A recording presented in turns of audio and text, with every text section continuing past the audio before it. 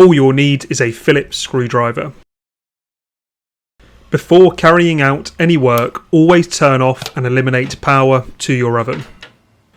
To remove the trim, for us to access the bottom door inner glass, there's a screw on either side of the door which needs removing.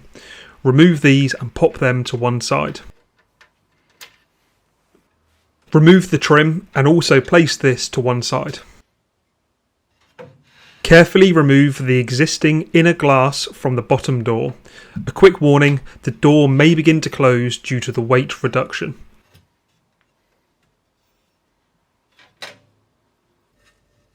With your new inner glass, attach the seal.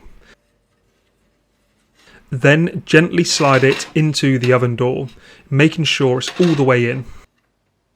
When reattaching the plastic trim, ensure the seal is correctly on both panes of glass.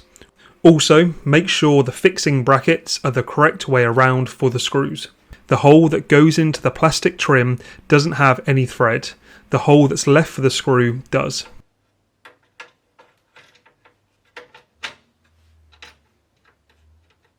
Rescrew the screw on either side of the door.